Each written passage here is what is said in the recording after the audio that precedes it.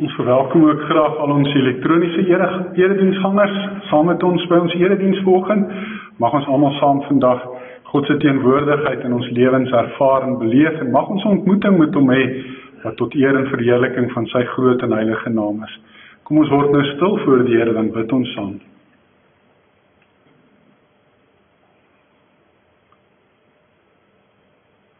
Liewe Vader, baie dankie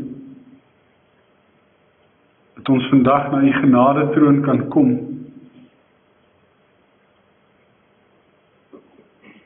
Om U te aanbid. Om aan U al die lof, eer, heerlikheid en majesteit tot in ewigheid te bring.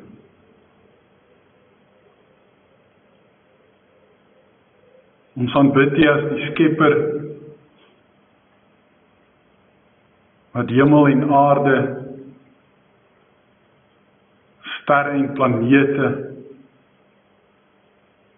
plante, mense en diere, ja alles so wonderbaarlik gemaak het.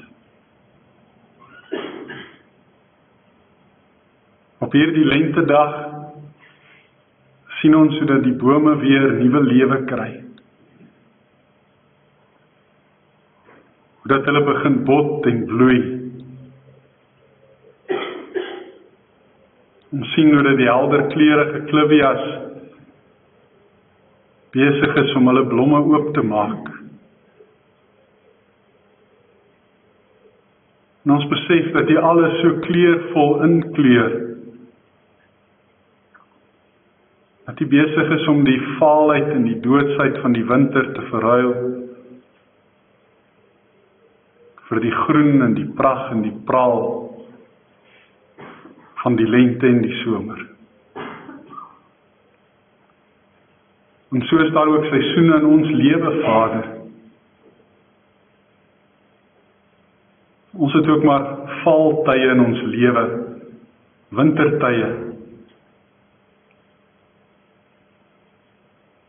tye van doodsheid. Maar dankie dat daar altyd ook tye is van lewe. Tye waarin ons weer kan opgewonde raak en vrolik kan wees. Tye waarin ons kan jubel en juig, omdat U ons trane afgedroog het. Omdat U ons vertroos het, ons bemoedig het en ons versterk het, en omdat U vir ons nuwe krag gegee het. Daarom loof en prys en dank ons U vir die goedheid en die guns en U trou. Ons bid dat U ook vandag met elkeen van ons deur die woord en gees sal praat in hierdie erediens, en dat ons 'n boodskap sal kry wat ons ter harte kan neem en wat ons kan uitleef, wat ons kan gehoorsaam, sodat ons U kan dien met toewyding en oorgawe in alle opregtheid en met ons hele hart, soos wat dit U behaag. Ons bid dit in Jesus se wonderlike naam. Amen. Maatjies, vanoggend het ek vir Panda saam met my gebring op hierdie pragtige lenteoggend. Dat ons bietjie met haar kan gesels. Nou die van julle wat nou nie vir Panda ken nie, julle sal nou nie weet nie, maar sy praat vreeslik sag, omdat sy baie skaam Panda is.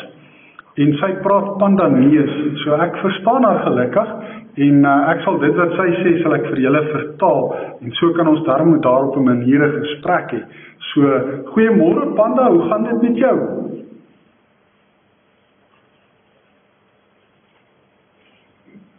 Sy sê dit gaan goed, dankie, maar as sy nou in haar huis daar in China was, dan sou dit nou die begin gewees het van hers, en nie die begin van lente nie.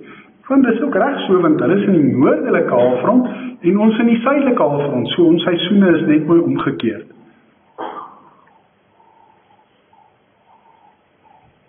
Sy sê sy is bly dit gaan nou weer 'n bietjie warmer word en sy hoop ons gaan binnekort reën kry. Nee, ek stem heeltemal saam met jou.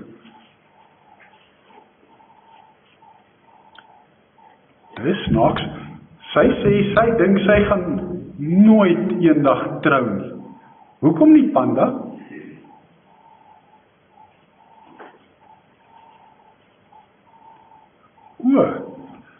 Sy sê, Filies het vir haar gesê, 'n vrou moet aan 'n man onderdanig wees, want die Bybel sê so.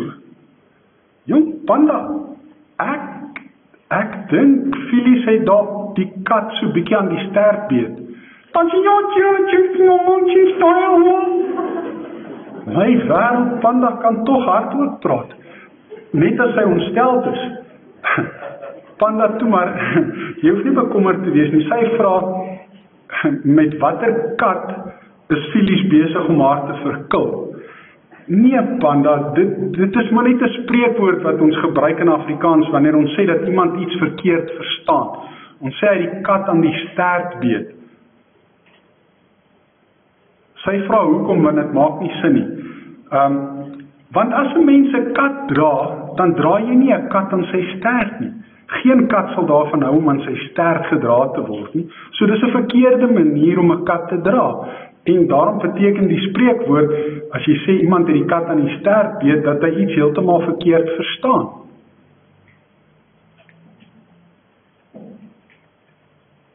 Sy vra nou, hoe moet 'n mens dit dan verstaan? Maar goed, Panda, ek gaan dit verduidelik. Kom sit hier agter my, en dan kan jy saam met ons luister, en dan sal ek dit vir ons probeer verduidelik. Geliefdes, ons tema vir die jaar is steeds eerbied, waar ons nadink oor wat dit beteken om regtig vir God eerbied te hê, om ontzag en respek vir hom te hê, en hoe dat dit in ons lewens begin gestalte kry. Met ander woorde, hoe dat dit na vore kom in dit wat ons doen, hoe dat dit ons gedrag en optrede bepaal.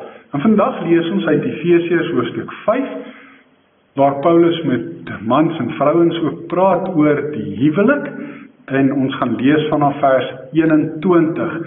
Jy kan ook ooreenstemmende gedeeltes oor die huwelik gaan lees in Kolossense 3 vers 18 tot 19 en ook in 1 Petrus hoofstuk 3 vers 1 tot 7, waar dit gaan ook oor die verhouding tussen 'n man en 'n vrou. Paulus skryf hier, wees uit eerbied vir Christus aan mekaar onderdanig. Vrouens, wees aan julle mans onderdanig, net soos julle aan die Here onderdanig is.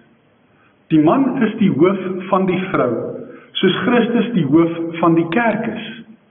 Christus is ook die verlosser van die liggaam, sy kerk. Soos die kerk aan Christus onderdanig is, moet die vrouens in alles aan hulle mans onderdanig wees.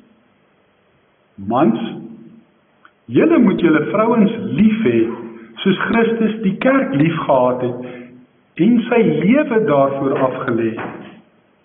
Dit het hy gedoen om die kerk aan God te wy, nadat hy dit met die water en die woord gereinig het, sodat hy die kerk in volle heerlikheid by hom kan neem, sonder vlek of rimpel of iets dergeliks, heilig en onberispelik. Die mans behoort hulle vrouens so lief te hê, soos hulle eie liggame. Wie sy vrou lief het, het homself lief, want niemand het nog ooit sy eie liggaam gehaat nie. Inteendeel, hy voed en versorg dit, soos Christus met sy kerk doen, omdat dit sy liggaam is, waarvan ons lede is. Daar staan in die skrif, daarom sal 'n man sy vader en moeder verlaat en saam met sy vrou lewe, en hulle twee sal een wees. Hierin lê daar 'n diep geheimenis opgesluit, en ek pas dit toe op Christus en die kerk. Maar dit is ook op julle van toepassing. Elkeen moet sy vrou so lief hê, soos hy homself lief het, en 'n vrou moet aan haar man eerbied betoon. Tot sover ons skrifgedeelte. Paulus sê in hierdie gedeelte weer, soos wat hy ook in 1 Korintiërs 12 tot 14 geskryf het vir die gemeente daar, dat die kerk die liggaam van Christus is. Het jy al gewonder wat dit beteken? En wat die implikasies daarvan is? Net soos wat Jesus God beliggaam het, net so beliggaam die kerk vir Christus. Paulus skryf vir die gemeente in Kolossense in die eerste hoofstuk, dat God besluit het om met sy volle wese in Christus te woon, sodat hy die beeld van God kan wees. God het dus in Christus mens geword. Hy het 'n liggaam gekry. Ons moet in gedagte hou, die Bybel sê God is gees, en wie God wil aanbid, moet hom in die waarheid en in die gees aanbid. Gees is iets wat vir 'n mens se blote oog onsigbaar is. Dis iets wat deel is van 'n bo-aardse en 'n buiteaardse dimensie. Ons noem dit die hemelse dimensie. En ons kan dit nie met ons blote oog sien nie. Ons het ook nie toegang daartoe nie. En daarom het God besluit, omdat hy ons wil verlos, en dit met 'n mens is wat ons sonde prys kan dra, om 'n mens te word. Om homself in Christus te beliggaam. Om in Christus sigbaar te word vir die blote oog. Sodat Jesus vir sy disippels kon sê in Johannes 14, wie my sien, sien die Vader. God het dus op 'n sigbare en tasbare manier teenwoordig geword op die aarde, sodat hy sy verlossingswerk vir ons kon doen. En nou het Christus na sy opstanding opgevaar na die hemel toe. En is hy nie meer op die aarde teenwoordig, soos wat hy teenwoordig was, terwyl hy op die aarde as mens geleef het. Hy is nou op 'n ander manier op aarde teenwoordig. Sigbaar en tasbaar in sy liggaam, die kerk. Die kerk wat hom beliggaam. Die kerk wat sy beeld moet vertoon. Die kerk wat sy boodskap moet verkondig van sy verlossingswerk. Die kerk wat sout en lig vir die aarde en die wêreld moet wees. Die kerk wat lewe moet gee in 'n dooie wêreld wat dood is in hulle sonde. 'n Kerk wat nood moet raak sien en verlig, sodat God die kerk as sy instrument, as sy liggaam hier op aarde kan gebruik, om tasbaar en sigbaar teenwoordig te wees in die lewens van mense wat hom nodig het. Dis wat dit beteken, as ons sê, dat die kerk liggaam van Christus is. Net soos wat God in Christus sigbaar geword het, so word God sigbaar deur die kerk in die wêreld. En daarom het iemand al geskryf, ons is God se hande en voete in hierdie wêreld. Omdat hy ons gebruik om mense te help. Nog iets wat Paulus hieroor sê, is dat Christus die hoof van die kerk is. Hy is dus die een wat die brein van die liggaam huisves. Ons brein is daardie sentrale beheerorgaan wat alles wat ons weet en dink en is en doen beheer. Sonder 'n brein kan 'n mens nie lewe nie. Sonder 'n brein wat goed funksioneer, kan ek nie my hand beweeg nie. Want die brein moet vir my hand die boodskap en die opdrag gee, en my hand moet die boodskap en die opdrag gehoorsaam.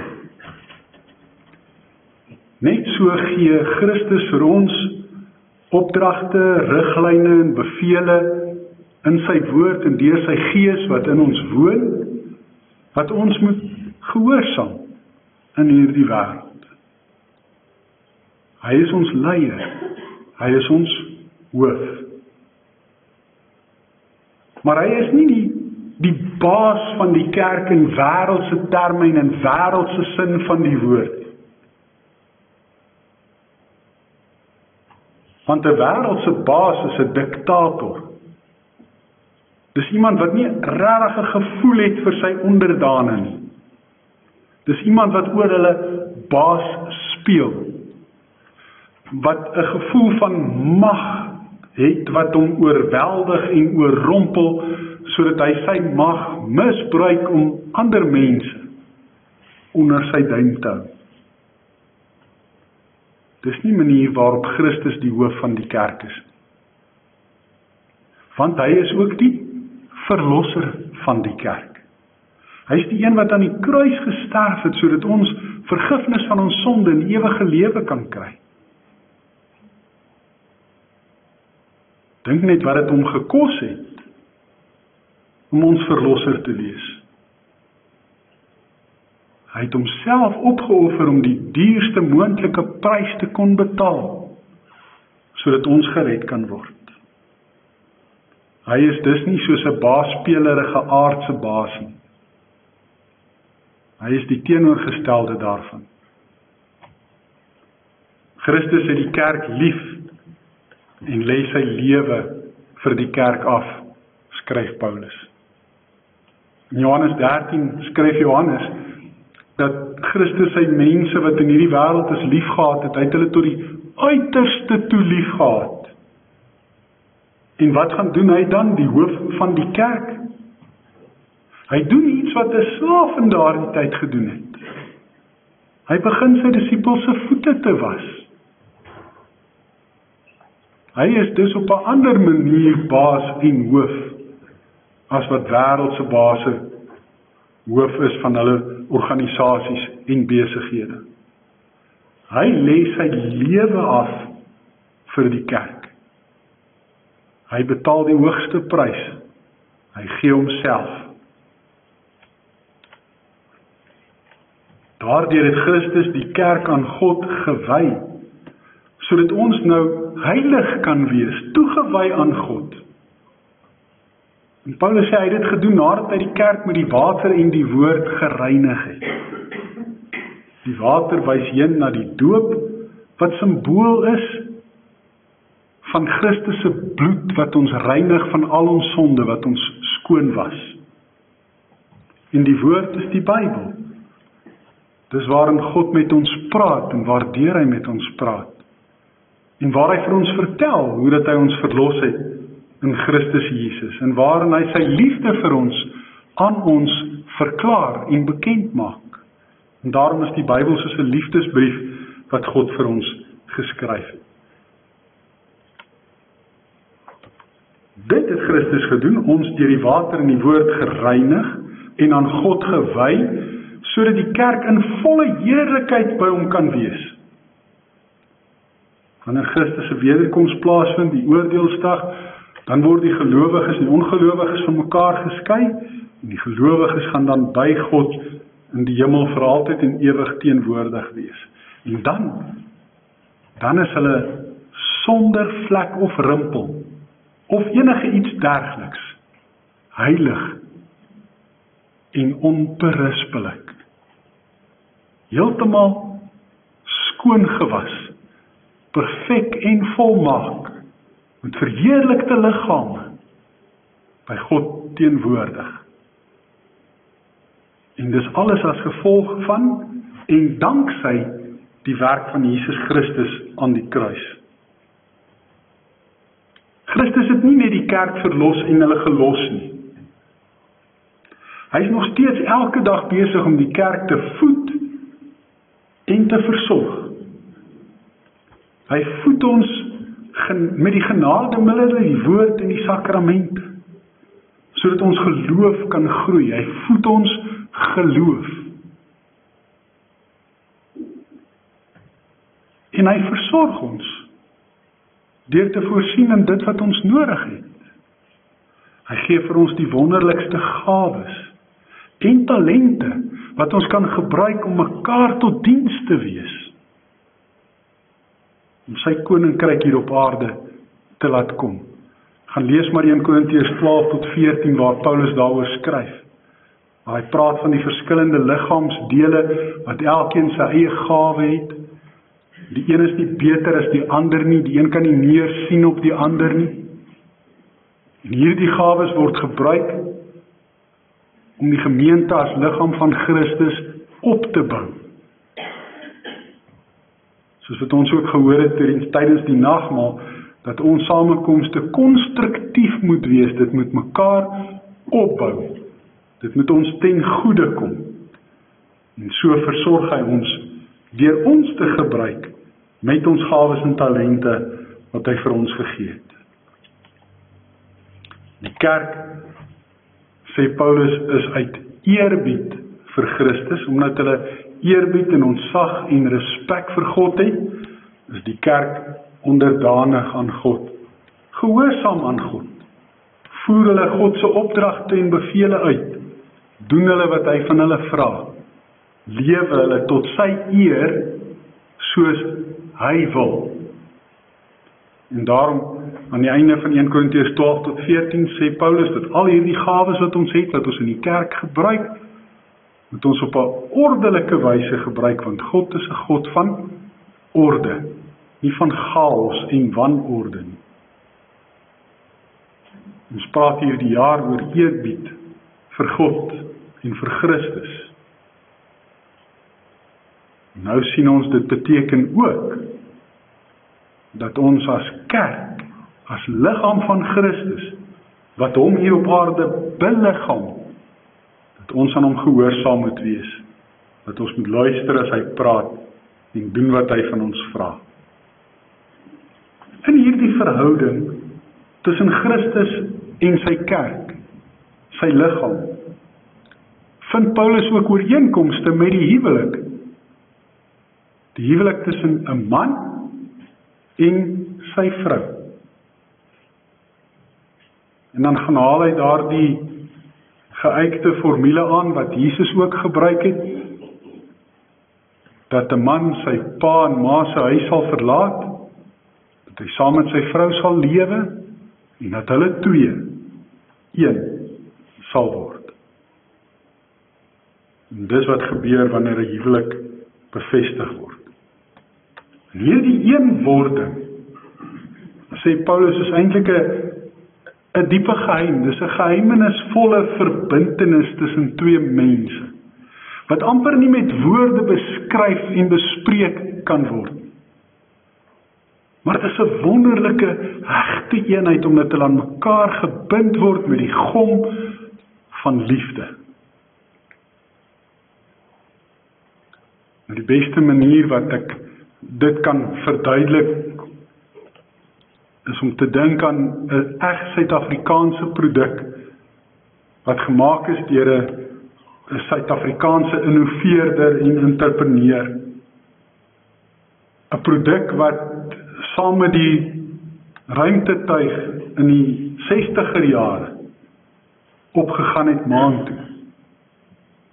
Julle geweet, daar is so 'n Suid-Afrikaanse produk wat maan toe was. Weet julle wat dit is? Bradley Patty. Hulle het Bradley Patty saamgevat. Nou Bradley Patty bestaan uit twee komponente. Die patty aan die een kant, en dan 'n verharder aan die ander kant. Los en apart van mekaar kan jy eintlik niks met dit doen nie. Maar wanneer jy dit in gelyke hoeveelhede met mekaar vermeng, sodat daardie twee afsonderlike goed saamsmelt in een word, dan het jy Bradley Patty, 'n produk wat so sterk is en so goed werk en so goed kan plak. Op hulle prentjie, op hulle kartonhouertjie wys hulle hoe dat jy 'n bulldozer daarmee kan optel. En daardie produk was maan toe. Twee aparte goed wat een geword het om iets bruikbaars en iets wonderliks te vorm. En dis wat in 'n huwelik gebeur. 'n Man en 'n vrou word so een, soos wat Bradley Patty een word. Paulus sê net soos wat Christus die hoof en verlosser van die kerk is, net so ook is die man die hoof en die verlosser van sy vrou. Nou verlosser is in aanhalingstekens want 'n man, niemand nie eers Superman nie, kan doen wat Jesus gedoen het nie. Kan verlos soos wat hy verlos het. So die manier waarop 'n man sy vrou verlos het, nie presies dieselfde betekenis nie. Maar daar's ooreenkomste, want net soos wat ons gered moet word uit 'n sukkelbestaan waarin die sonde ons verstrengel en verstrik, soos ons verlede Sondag gehoor het. Net so help 'n man ook sy vrou met alles waarmee sy worstel en waarmee sy sukkel, en kom hy tot haar redding. En dit kan iets kleins wees, soos, ou man, half my asseblief daai ding van die rak af, want ek kan hom nie bykom nie. En as ek daarna toe wil gaan, moet ek 'n stoel of 'n leer gaan vat en daarop klim, en dis baie meer moeite. So kom, verlos my van hierdie dilemma, half my hierdie ding van die rak af. Dis nou maar net 'n voorbeeld. Maar op dieselfde manier, as wat Christus die hoof en verlosser van die kerk is die man ook die hoof en die verlosser van die vrou. En weer eens is die hoof hier nie bedoel soos wat ons in die wêreldse sin daarvan dink, in 'n baasspelerige manier nie, in 'n magsugtige manier nie, in 'n ek hou jou onder my duim manier nie, in 'n ek dra die broek in die huis manier nie. Want dis nie die manier waarop Christus die hoof van die kerk is. Hy het die kerk se voete gewas. Mans, het julle al julle vrouens se voete gewas? Doen dit 'n bietjie. Tap 'n skotteltjie vol lekker warm water. Gooi 'n lekker seepie daarin. Wat so 'n bietjie af voetjies daarin sit. Was hulle daarna en droog hulle mooi af. Jou vrou gaan met ander oë na jou kyk as jy dit doen. Net soos wat Christus se disippels met ander oë na hom gekyk het, toe hy dit gedoen het. Net soos wat Christus die kerk lief het, so moet mans ook sy vrou lief hê. Paulus sê dis amper soos dat jy na jou eie liggaam kyk. Jy het ook jou eie liggaam lief en jy gee dit daarvoor om en jy versorg dit en jy oefen dit. En jy kam jou hare mooi netjies. Jy kyk na jouself. Net so moet jy ook jou vrou lief hê. Hy sê niemand het nog ooit sy liggaam gehaat nie. Ek dink daar's tog party mense wat dalk een of ander sielkundige probleem het wat na hulle self in die spieël kyk en sê ek haat jou. Maar normale gesonde mense doen nie so iets nie. Ons moet ons vrouens lief hê as mans. Huweliksmaats moet mekaar ook geestelik help sodat hulle heilig en onberispelik kan wees.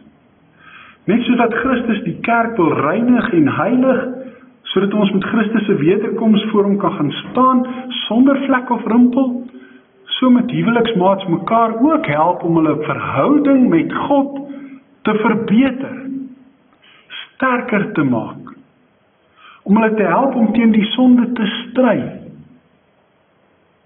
En een van die beste maniere om dit te doen is wanneer 'n man en 'n vrou dit vir mekaar maklik maak, om mekaar lief te hê, om mekaar te vertrou, om mekaar te respekteer, omdat hulle mekaar se liefde, vertroue en respek waardig is, in hulle woorde en in hulle dade.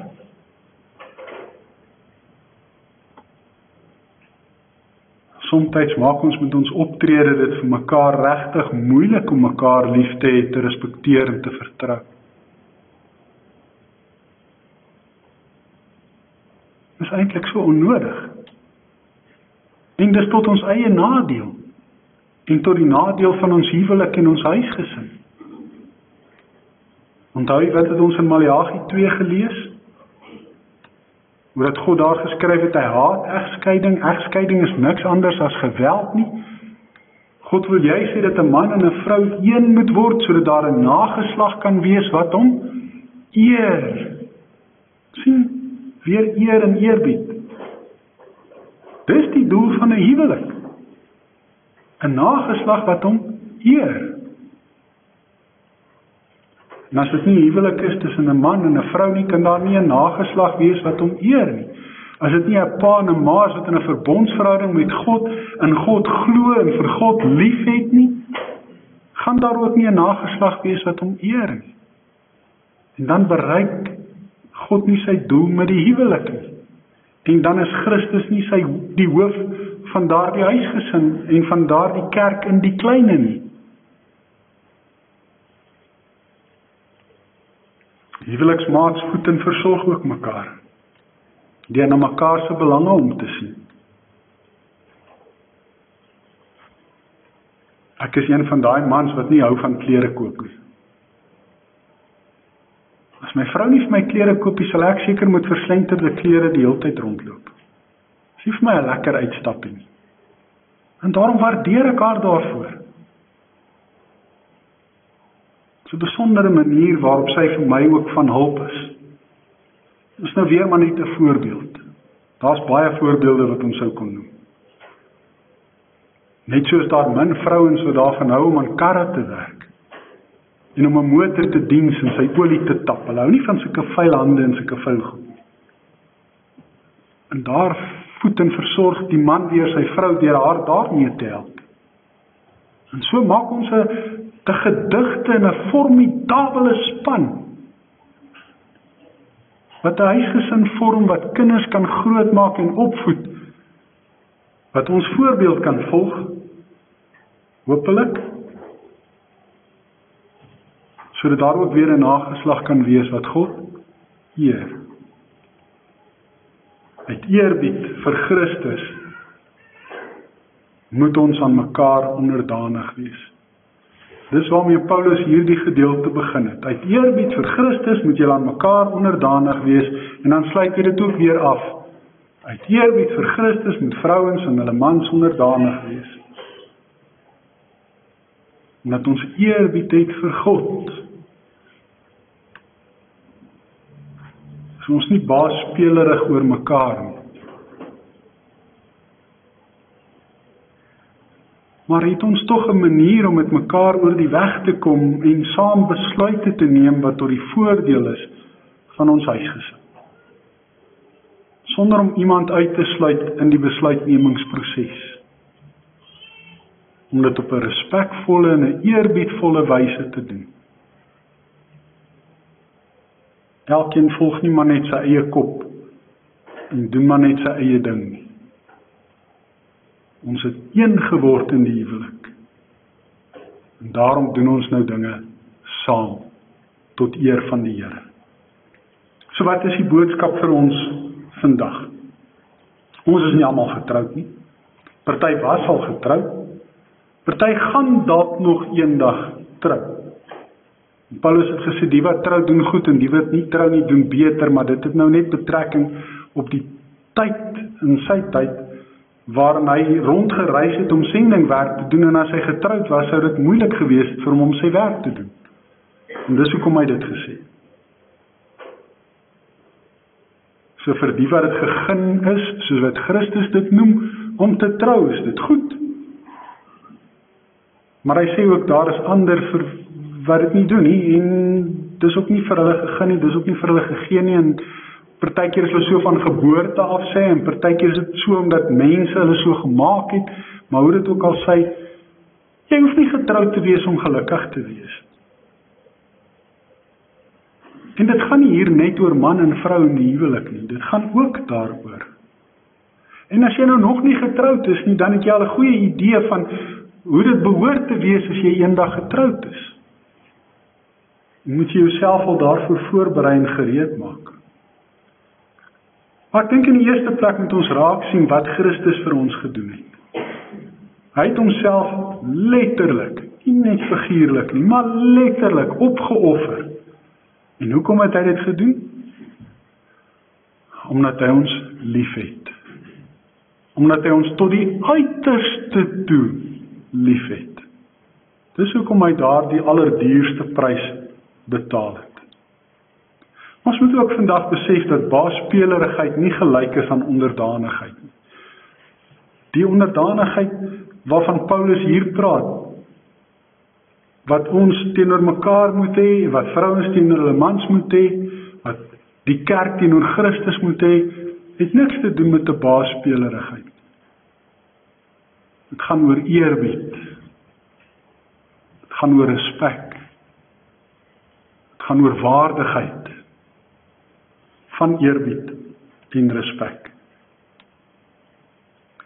Eerbied vir die Here behoort alles wat ons is en doen te beïnvloed.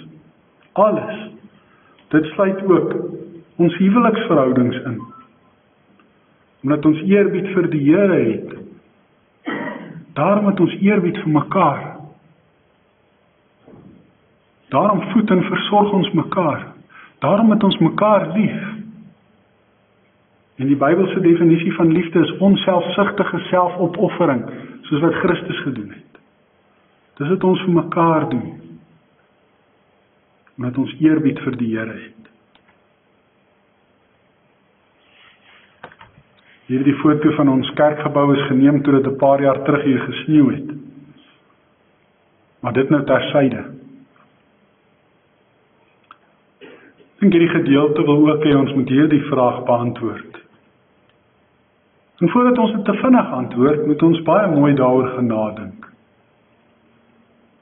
Is Christus nog die hoof van sy kerk? Het ons regtig nog die eerbied vir hom wat ons veronderstel is om te hê? Ons wat sy liggaam is. Is ons besig om hom hier op aarde te beliggaam en te doen wat hy wil hê ons moet doen?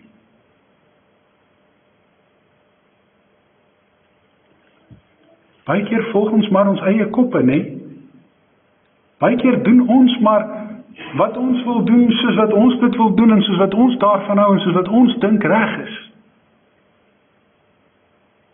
Om Christus hoof te laat wees van die kerk beteken, om hom te ken in alles wat ons doen, om hom te raadpleeg, om sy wil te soek.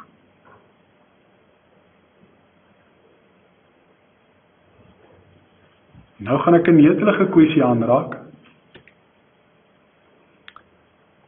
Jare gelede, meer as 30 jaar terug, het elke NG Kerk en NG gemeente in die land grense gehad. Duidelike uitgespelde grense, wat deur die ring goedgekeur is.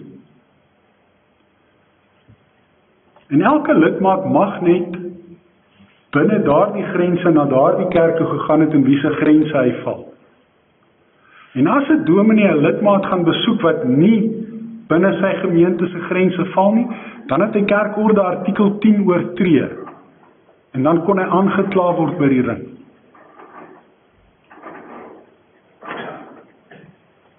En dit het eintlik sin gemaak.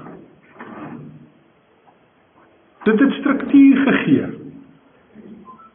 sodat jy na die kerk toe gegaan het wat daar naby jou is, en waar jy gebly het. En niemand het daaroor gemou. Maar soos wat die tyd ontwikkel het die tydsgees ook verander. En het mense se denke oor dinge en oor die kerk verander. En het kerke begin word soos nog 'n gebruiksartikel. En omdat ons 'n verbruikersmentaliteit begin ontwikkel het ons begin rondshop vir kerk soos wat ons rondshop vir winkelsentrums en vir die produkte wat ons daar koop. En die resultaat daarvan is dat daar sommige gemeentes is wat 4 hande het.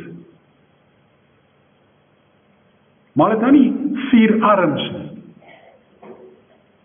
En daar's ander gemeentes wat 4 arms het, maar hulle het nie hande nie. Verstaan jy wat ek probeer sê? Die liggaam van Christus het begin gebreklik raak en misvorm raak, omdat mense nie hulle gawes en talente daar gebruik het waar hulle dit moes gebruik het om God te eer en te verheerlik en die liggaam van Christus op te bou.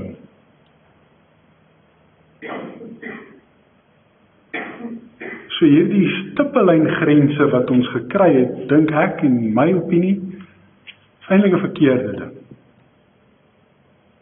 Tot nadeel van die kerk. Dit het die mense se verbruikersmentaliteit 'n ekstra hupstoot gegee in plaas daarvan om dit reg te stel.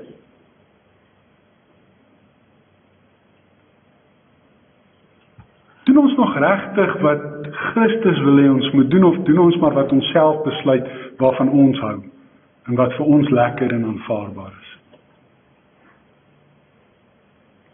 Ek het nou maar een voorbeeld genoem en daar's baie ander wat ons sou kon noem. Maar dis iets waarmee ons vandag gekonfronteer moet word, elke dag van ons lewe. Is Christus die hoof van die kerk? Is hy my hoof, want wie is die kerk? Ek is die kerk. Ek is die kerk nie daar by my huis alleen nie, maar saam met my medegelowige broers en susters waar ons die gemeenskap van die heiliges vorm. Ek is die kerk omdat ek deel is van hierdie liggaam. As ek nou my voete vandag by die huis gelos het, waarop sou ek nou vandag hier kon staan? Ek kan tog nou nie 'n deel van my een kant los nie. My liggaam is mos 'n geheel en moet altyd 'n geheel bly. God het eintlik geweet wat hy doen toe hy die liggaam gemaak het. Want as jy nie hande gehad het nie, wat sou jy gedoen het as jou voete gejuk het? Elke dingetjie in jou liggaam het 'n funksie. Jy kom dit eers agter as daardie dingetjie nie meer daar is nie. Net so het elkeen van ons 'n funksie in die kerk van God. En moet ons hom as hoof gehoorsaam. En moet ons hom dien soos hy gedien wil word. Hoekom? Omdat ons eerbied vir hom het. Amen. Kom ons bid saam.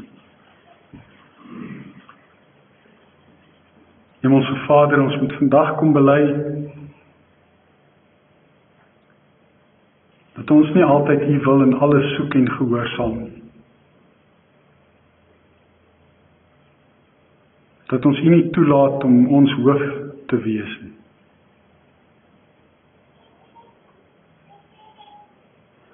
Dat ons so maklik baasspelerig probeer wees.